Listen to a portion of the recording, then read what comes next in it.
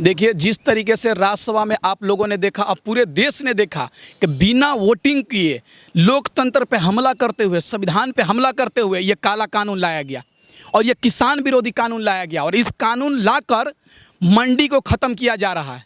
अगर मंडी ख़त्म हो जाएगा तो किसान कहाँ अनाज बेचेंगे?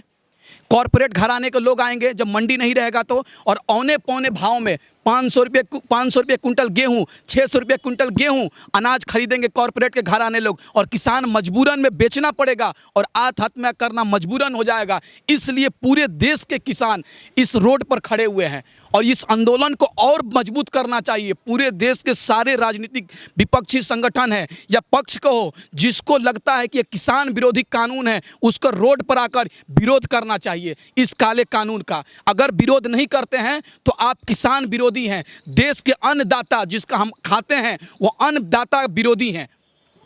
वन नेशन मार्केट की बात कर रहे हैं, कह रहे हैं ये वन नेशन मार्केट रहेगा तो इससे ज़्यादा और आप लोग मार्केट में उतर सकते हैं, अच्छा खासा बेच सकते हैं। आप बताइए, मार्केट किसके रहेगा? मंडी जब नहीं रहेगा तो लोग किसान बेचेंगे कहाँ? जब एमएसपी नहीं रहेगा तो बेचेंगे कहाँ? बात यही आता है, यहाँ आके फंसता है कि अगर सरकार एमएसपी तय नहीं कर रही है, अगर सरकार एमएसपी तय कर दे कि एमएसपी एकदम निश्चिंत रूप से, इसके नीचे जो कॉरपोरेट घराने के लोग, जो प्राइवेट कंपनी खरीदेगी उसको जेल भेजा जाएगा। लेकिन ये सरकार तय नहीं कर रही है। सरकार तो गुमराह कर रही है किसानों को, और देश के तमाम मीडिया गुमराह कर रहे हैं कि ये किसान के हित में है। अगर किसान के हित में ये कानून रहता तो पूरे देश के किसान आज रोड पे क्यों रहते?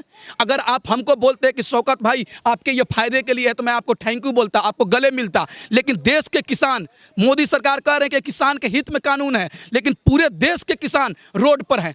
इसका जिम्मेदार कौन है? मोदी सरकार है। और इतने दिनों से आज़ादी के बाद जितना 6 साल में किसान आत्महत्या किए हैं, इसका जिम्मेदार कौन है? मोदी सरकार है। किसान के हित के लिए कोई काम ही नहीं कर रही है सरकार। मोदी जी तो कह रहे हैं कि 70 सालों से जो किसान मतलब घुट घुट के जी रहा था, उनको आज फाइनली आज़ादी मिली है।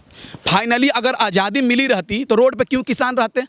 रोड पे किसान क्यों रहते? आज आज़ादी मिली रहती तो आप आंकड़ा देखेंगे, हरियाणा के लोग ही इसका विरोध कर रहे हैं। नहीं, पूरे देश के लोग विरोध कर रहे हैं। पूरे देश, पंजाब, हरियाणा, तमाम जगहों पर इसका विरोध हो रहा है। मैं आपको एक एग्जांपल देता हूं। मैं बिहार का रहने वाला हूं।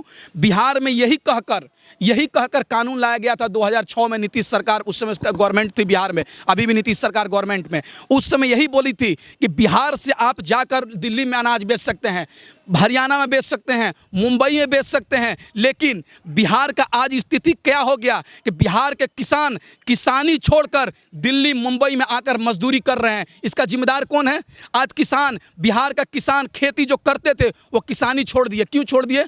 इसका जिम्मेदार कौन है? मोदी सरकार है। इसलिए सरकार जिम्मेदार है कि 2006 में कानून लाई और वही कानून आज देश में ला रही है। इसलिए मैं तमाम देशवासियों से कहते हैं कि इस कानून का आप विरोध कीजिए। नहीं विरोध करेंगे तो उसी तरह हाल जो बिहार पिछड़ते गया देश से, उसी तरीके से हमारा देश 70 साल फिर पीछे चला जाएगा। जिस तरीके से अंग्रेजों ने इस सोने की चिड़िया को लूटा था, उसी तरीके से ये बीजेपी सरकार देश के सोने की चिड़िया, युवा, छात्र, किसान को लूट रहा है ये मोदी सरकार। कहीं भी किसान अपनी फसल को बेच सकते हैं, आज़ादी है, पूरी आज़ादी इस बिल के तहत बताया जा रहा है। आप बताइए कैसे बेचेंगे? मंडी ही जब देश में नहीं रहेगा तो कहाँ बेचने जाएंगे?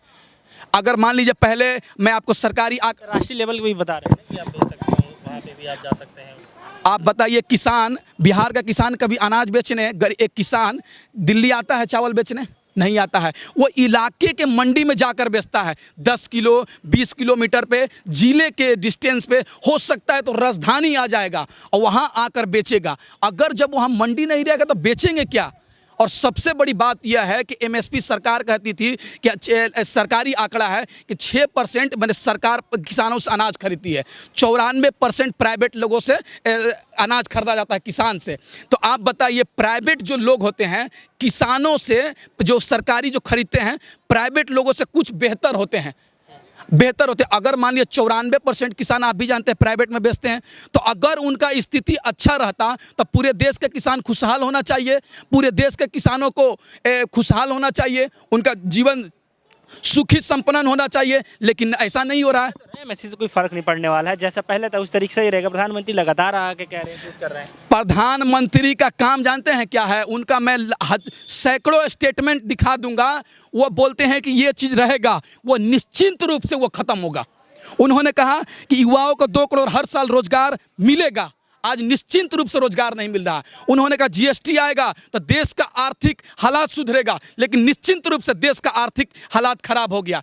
उन्होंने कहा कि महंगाई मैं कम करूंगा, निश्चिंत रूप से महंगाई बढ़ गया। उसी तरीके से ये मोदी सरकार कह रहे हैं कि एमएसपी रहेगा, मंडी रहेगा। तो मैं आपको भाई DS4 के माध्यम से कहना चाहता हूं, देश को निश्चिंत रूप से एमएसपी और मंडी खत्म होगा, आप देख लीजिएगा निश्चिंत रूप से। और फिर वही जिस तरीके से अंग्रेज ईस्ट इंडिया कंपनी चलाते थे, उसी तरीके से अडानी, अंबानी, टाटा, जियो कंपनी चलाएंगे और देश के सारे किसान को जो अपने आप को मालिक समझते थे, उस किसान मजदूर बन जाएंगे और उनका ही खेत का मालिक दूसरे प्राइवेट घराने के लोग हो जाएंगे। तो कह रहे हैं कि पहले से और ज़्यादा शोषण हो रहा था, तो शोषण अब नहीं होगा, बल्कि मालिकाना हक जस का तस बरकरार रहेगा। शोषण कैसे होता था आप बताइए? अगर शोषण नहीं हो, बिचौलियों के थ्रू बता रहे हैं। आप बताइए बिचौलियों की तरफ। मैं भी एक एग्जाम्पल देता हूँ आपको। मैं साधारण परिवार से हूँ, गांव का। मेरे गांव से ब्रह्मपुर गांव है, 3 किलोमीटर दूरी पर रघुनाथपुर में मंडी लगता था। तो हम लोग चावल खरीदने जाते थे तो कुंटल पे 5 रुपये मंडी वाला लेते थे और डायरेक्ट हम किसान से बात करते थे कि किसान भाई चावल कैसे है? 650 रुपये कुंटल। नहीं भाई 600 रुपये में दे दो आप। तो बोले चलो ठीक है। हम किसान से डायरेक्ट बात कर लिए, डायरेक्ट 600 रुपये और 5 रुपये मंडी वाले को दे दिए और किसान थोड़ा सा चावल दे दिया। लेकिन जब वो आज बिहार में वो मंडी खत्म हो गया और वो किसान ग्राहक से नहीं बेच पा रहे हैं, मजबूरन बेचना पड़ता है प्राइवेट कंपनियों को। और प्राइवेट कंपनी मान लीजिए एमएसपी सरकार, मान लीजिए सरकार अनाज नहीं खरीदेगी देश के किसानों से, सरकार अनाज नहीं खरीदेगी, आप किससे बेचेंगे? किससे बेचेंगे? प्राइवेट घराना के प्राइवेट कंपनियों से। तो प्राइवेट कंपनी निश्चिंत कर लेगी, टाटा, अंबानी, जियो सब बैठ जाएंगे, बोलेंगे इस साल 500 रुपये कुंटल गेहूं खरीदना है। अब बताइए किसान मजबूरन 500 रुपये कुंटल औने पौने भाव में बेचेंगे।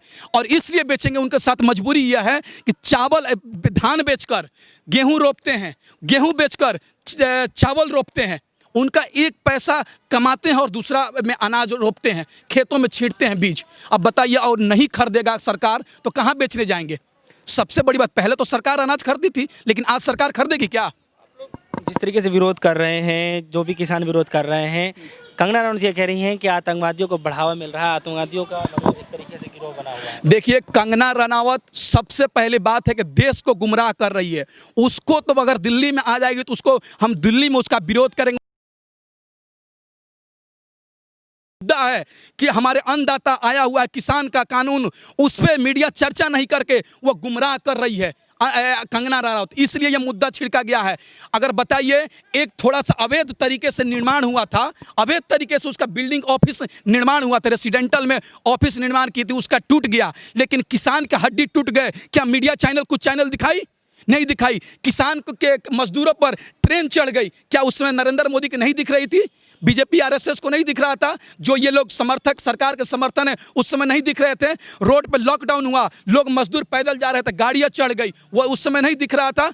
ये देखिए जिस तरीके से ये लोग अंग्रेज कैसे गिरोह बनाकर देश को ठगने काम कर रहे थे, उसी तरीके से ये गिरोह बनाकर देश को मतलब खत्म करना चाहते हैं, देश को गुलाम बनाना चाहते हैं, देश को बेवकूफ़ बनाने का काम कर रहे हैं और देश के लोगों को गुमराह कर रहे हैं। लेकिन अब देश के लोग गुमराह नहीं होंगे, इसलिए नहीं होंगे कि बहुत नरेंद्र मोदी और ये बीजेपी सरकार के वादाओं में लोग उलझे हुए थे कि अच्छे दिन आ जाएंगे, 2 करोड़ रोजगार मिल जाएगा, महंगाई कम हो जाएगी, किसान की हालात अच्छे हो जाएंगे, सुनहरे अवसर आ जाएंगे, लेकिन कुछ नहीं हुआ। इसलिए लोग, देश के लोग विश्वास नहीं कर रहे हैं ये सरकार पर। और निश्चिंत रूप से जल्द ये सरकार को बदलनी चाहिए, गिरानी चाहिए, नहीं तो देश को ये गुलाम बनाने का काम करेंगे।